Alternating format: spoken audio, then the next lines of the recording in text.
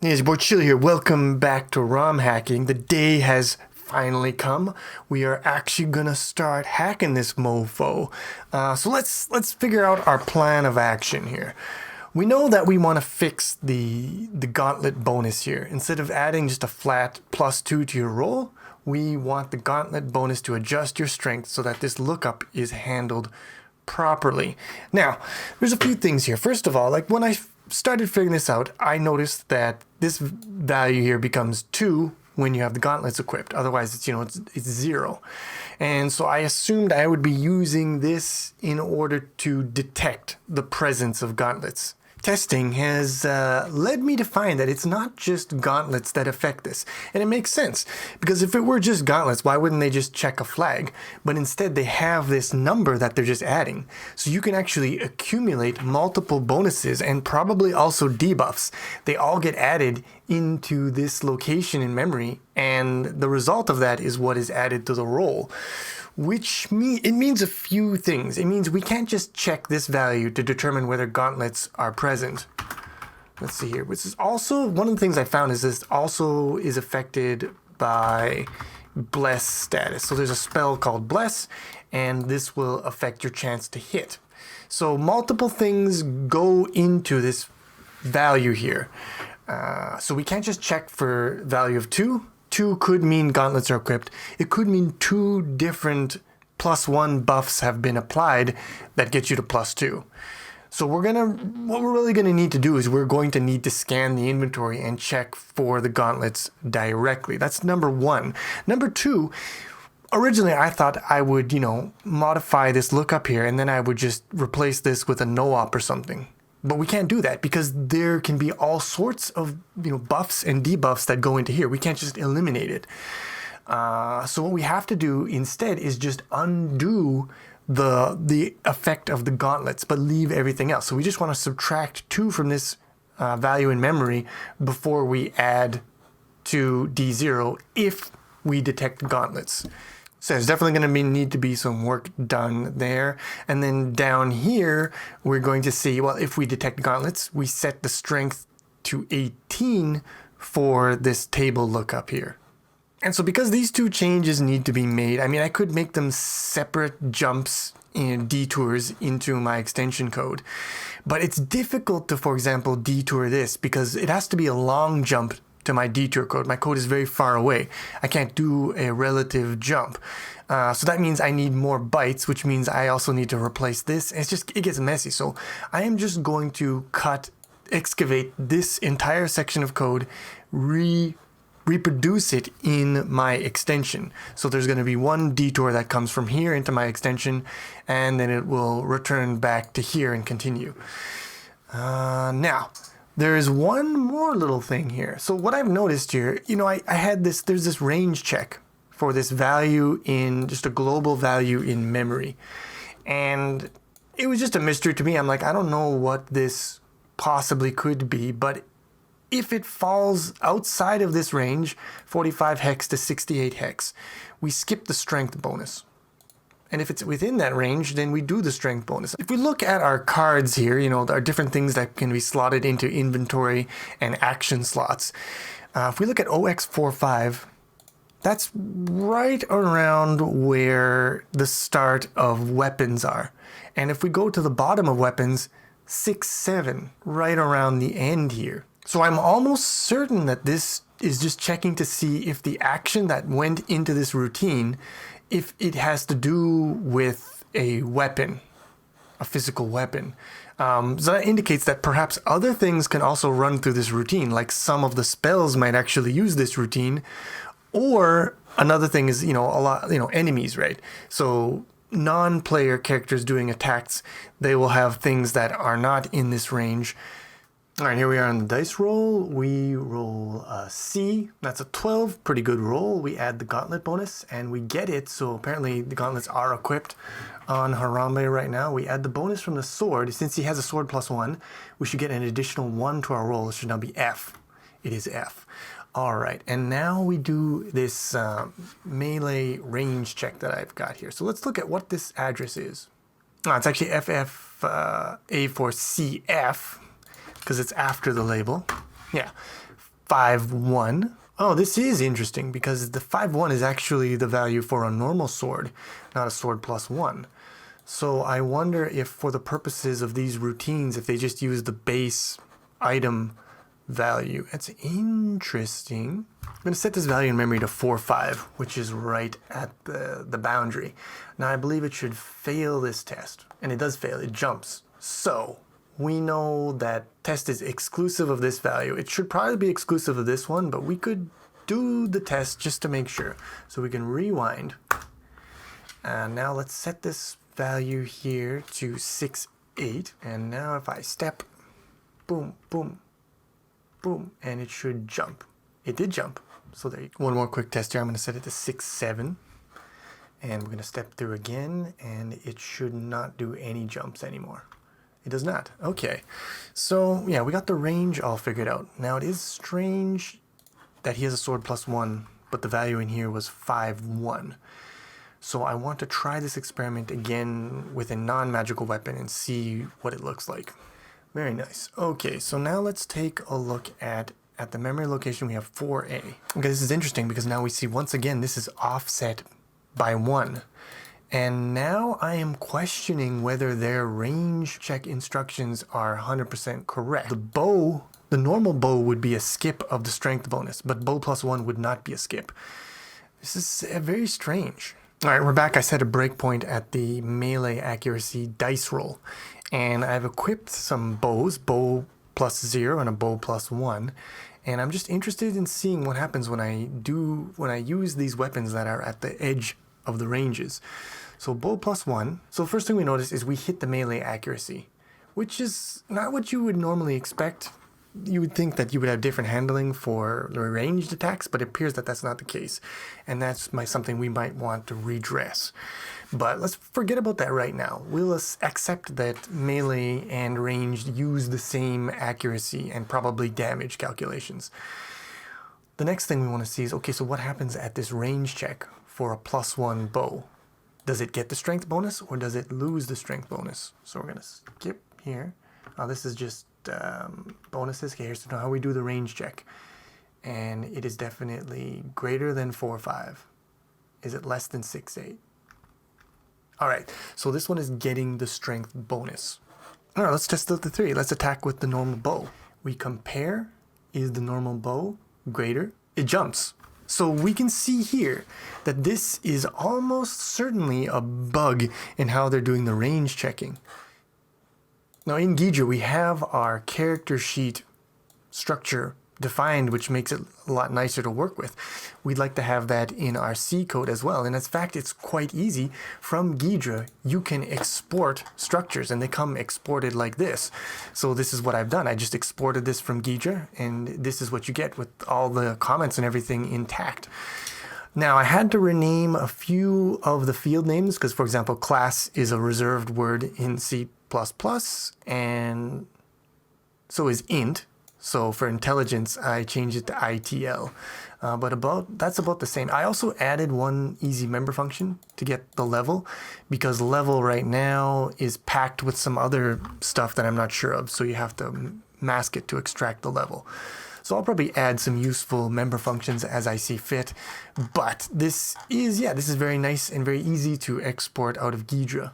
Now, like I said, in order to figure out if we have gauntlets on the active character or not, we have to scan through their inventory and search for it, basically. And that becomes very easy. We just do a ranged 4. We can do that, C++ code, right?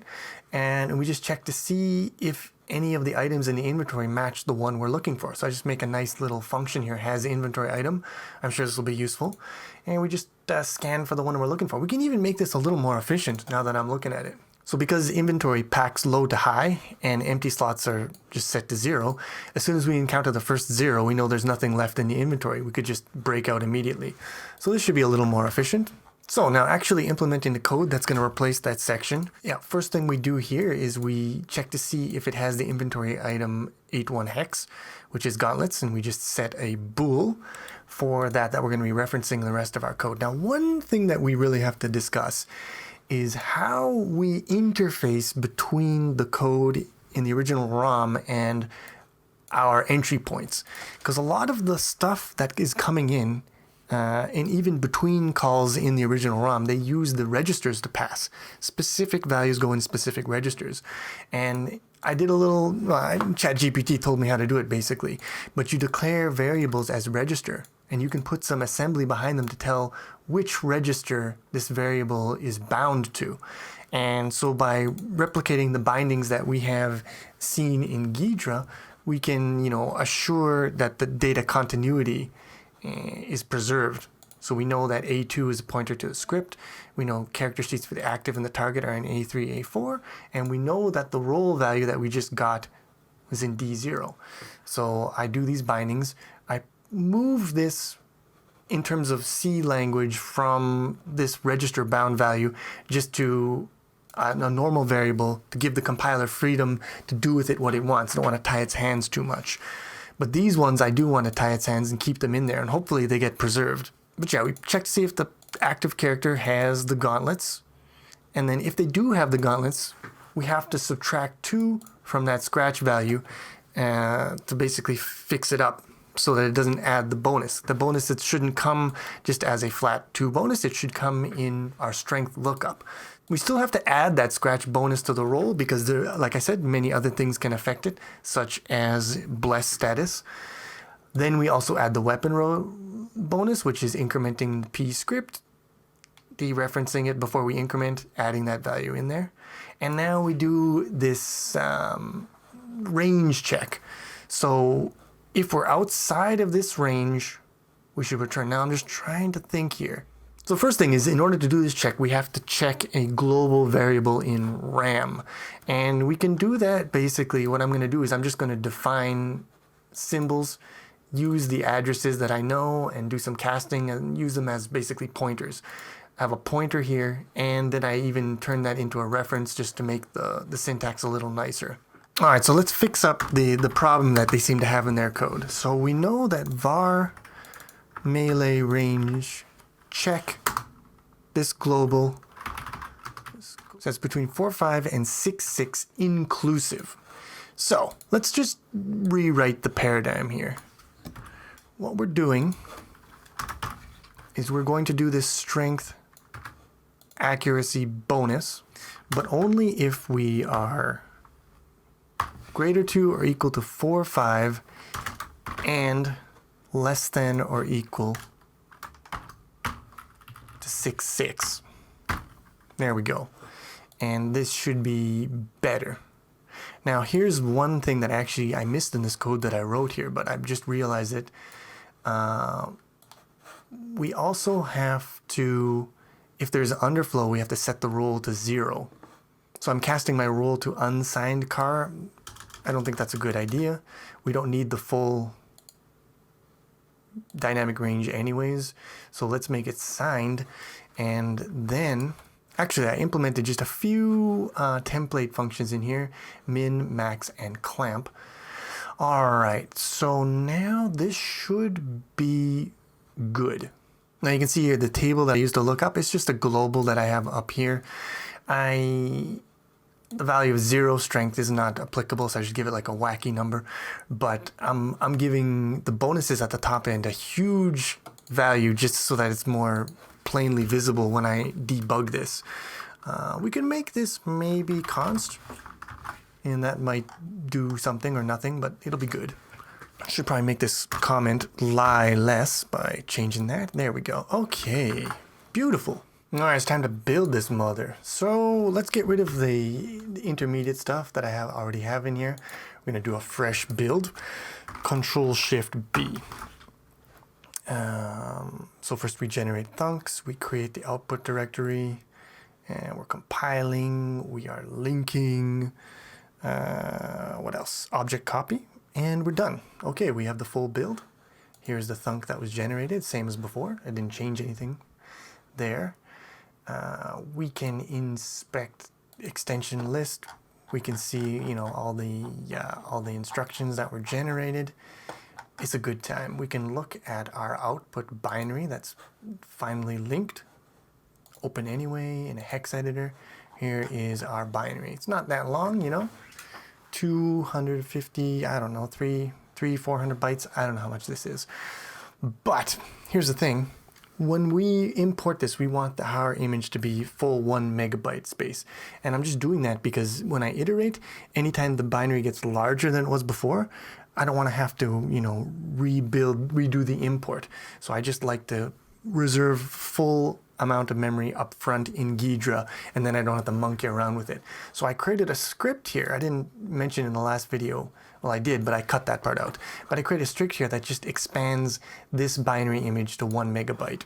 So we run the script, and now if we look at this bad boy in our hex editor, we see much bigger. It's all zeros. It's zeros all the way down.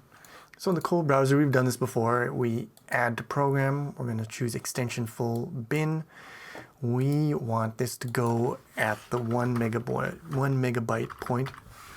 And offset into file is 0. The length is 1 megabyte. Go. Oh wait, options. I should name the block ext for extension. And there we go. He's imported. Can go to OX100000, and we see here is our ext. Here is our code. None of it is decompiled. That's exactly what we want. No disassembly, no decompiling.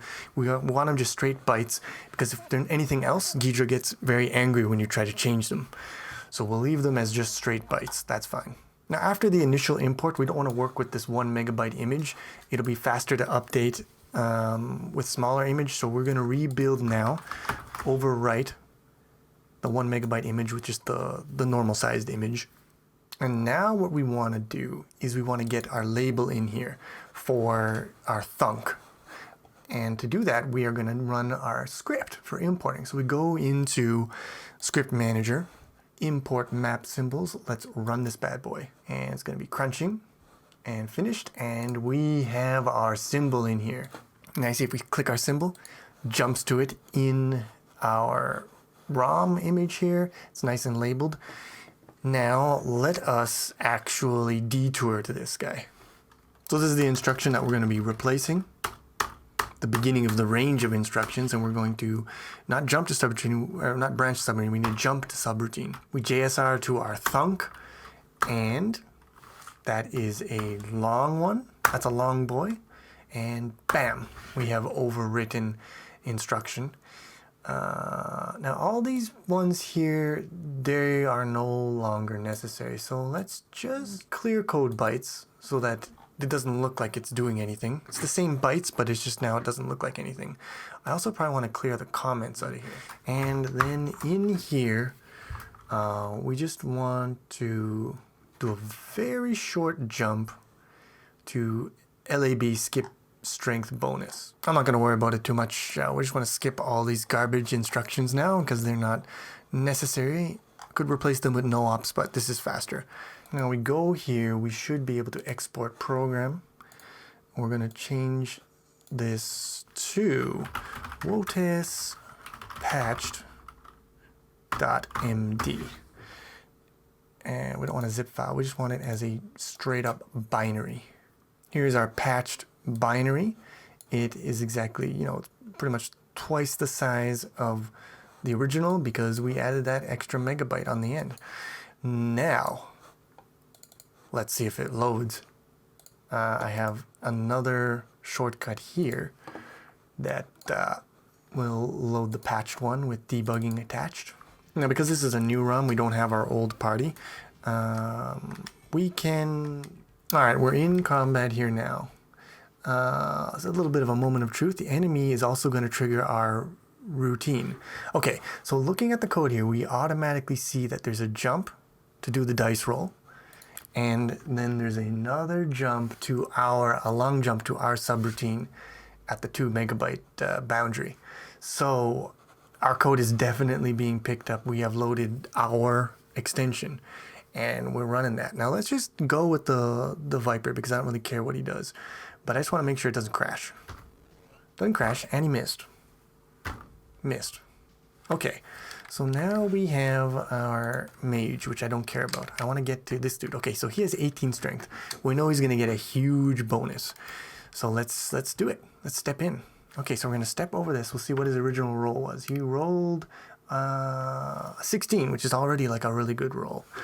But now let's see how much better it gets. So we want to step into this one, which I just want to make sure. I think it's F11, right? Step into, yeah. So F11 steps into. And so here is our thunk, where we jump to our actual implementation code. So we're going to step into our thunk as well.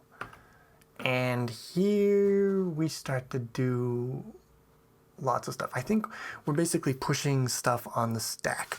So it is preserving A3, A2, which is good. I would have hoped that it would just preserve them by not using them, but it's not a big deal either way. All right, so after preserving these guys, we're going to move A3 into A0 because it wants to use A0, whatever. And then we're going to move value pointed with A3. It's not even using A0. Strange. Because maybe it is going to increment it or something? Let me think here. It's going 2C, no, 2D, 2E. So the incrementing is happening. Basically, this is searching through the inventory. Check if it's 0. Check if it is equal to negative 7F.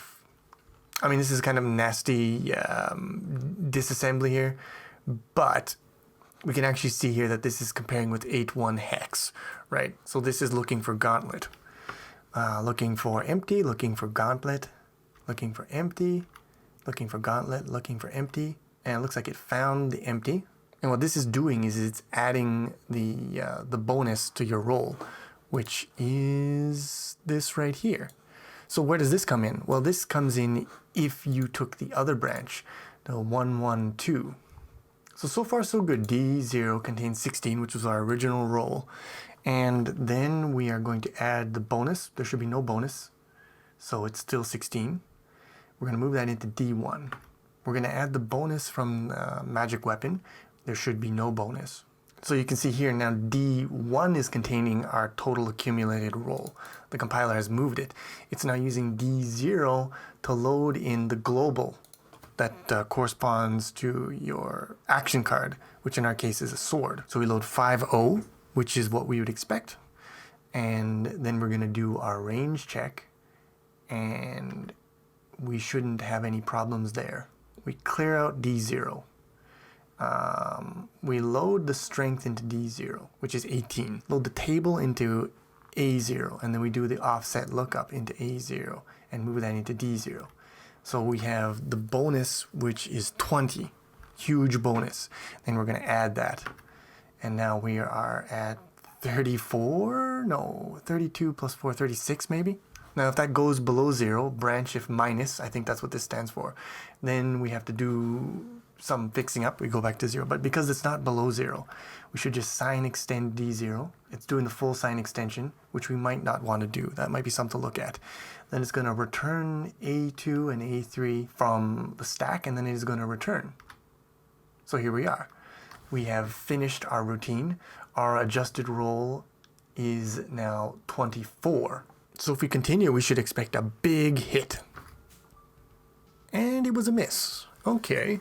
So obviously there are problems with our little algorithm here. A lot of it is doing as we expected, but there are some little kinks to work out. But we're going to leave that for the next episode. Hope you enjoyed this one. If you did, please click the like button. Helps a lot. Leave a comment. Always interested in hearing your guys' ideas and questions. And I will see you again with some more ROM hacking.